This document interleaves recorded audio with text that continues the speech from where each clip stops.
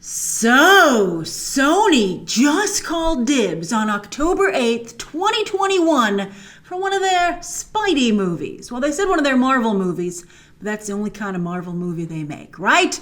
And they're going to try and squeeze as much of that spider out as possible. So far, so good. I mean, Morbius got a lot of attention, and I really liked the first Venom, and Andy Serkis on Venom 2 is pretty darn exciting.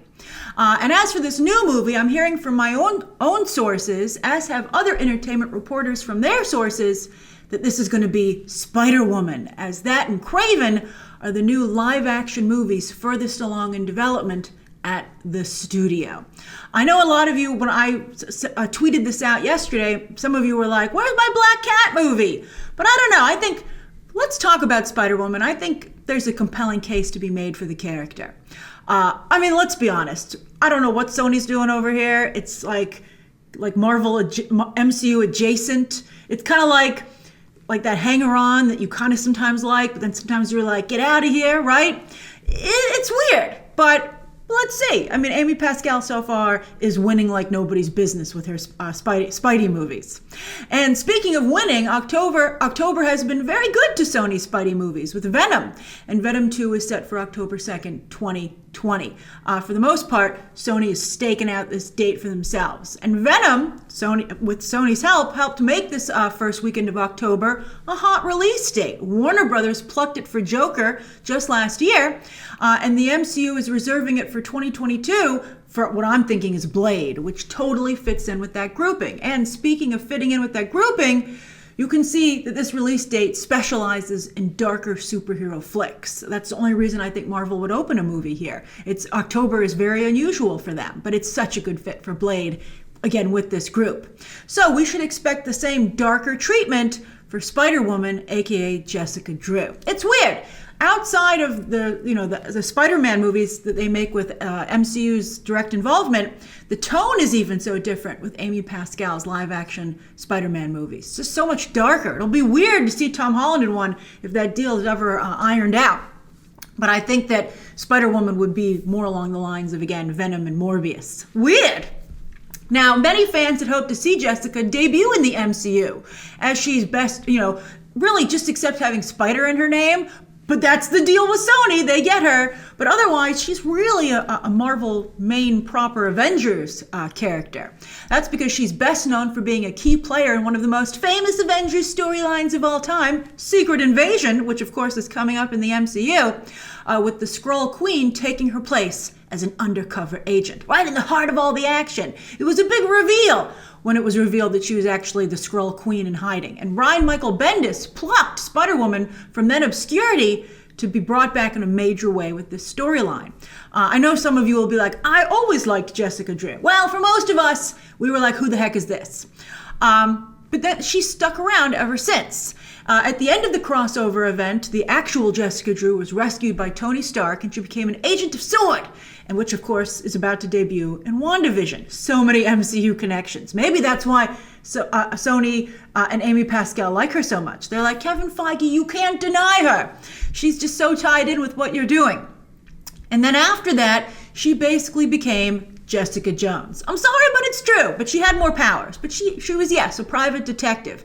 And Dennis Hopeless's excellent series that nobody read because it ended with issue 17. A real shame. I can't stress to you enough how good that series is. In fact, it's right up there with Dan Slott, Peter David, and Charles Soule's She-Hulk, neither of which lasted very long either. Darn it! She-Hulk, of course, becoming a Disney Plus series in the near future, although the character's supposed to also then be able to show up in the movies as well. That's the whole thing that Kevin Feige has sold us on.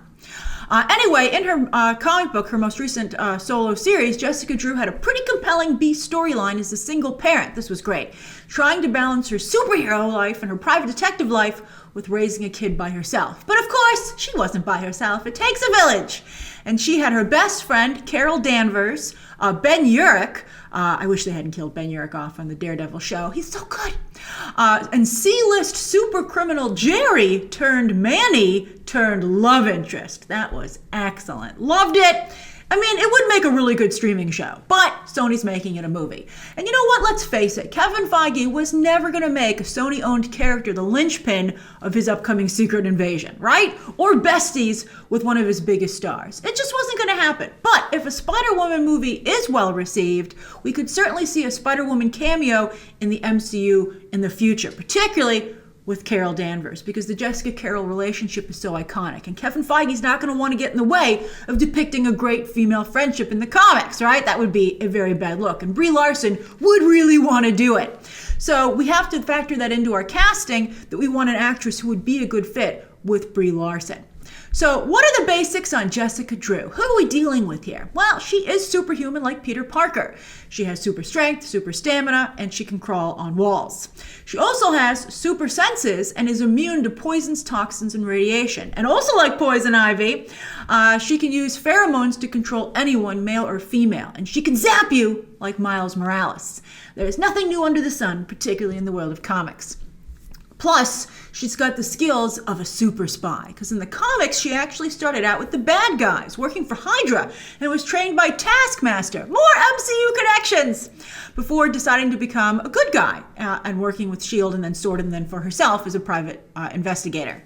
So basically, she's Spider-Man meets Black Widow meets Jessica Jones. But Sony will probably leave that last one out there. So Spider-Man meets Black Widow.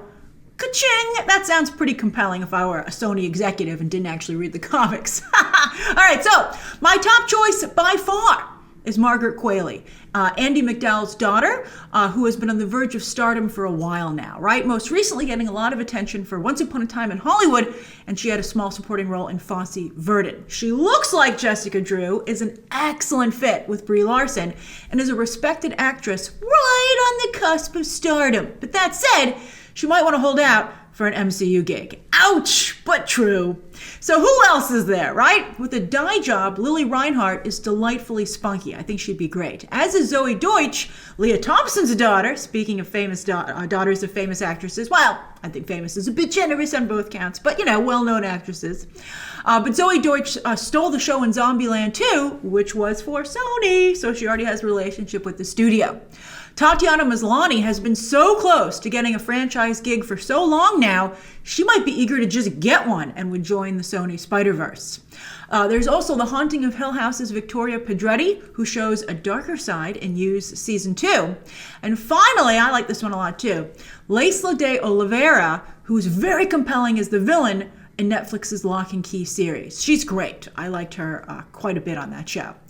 So, do you like the idea of a darker Jessica Drew, right? In a movie alongside Venom and Morbius? Who would you cast? Do you like any of my choices? Do you have your own suggestions? Sometimes, by the way, keep in mind though, sometimes you guys will just suggest someone you personally like. You gotta put your business producer hat on. Who will sell tickets? Who will critics take seriously?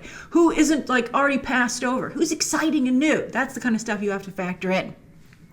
And by the way, how will Sony keep this from looking like just another Resident Evil or Underworld? Which, you gotta admit, it kind of is predisposed to being like, especially with the kind of tone they have set already with Venom and Morbius. How do you keep this being more high-end? I think a lot of it has to do with the casting. That's why I really like Margaret Qualley. I know she might want to be in the MCU, but maybe I'd be like, hey, Tom Holland's in the MCU. So maybe you too? And here's a huge check. All right, so that's my thoughts on Jessica Drew, Spider-Woman. Share your own down below. Subscribe today. And of course, as always, you can check out some more videos right now.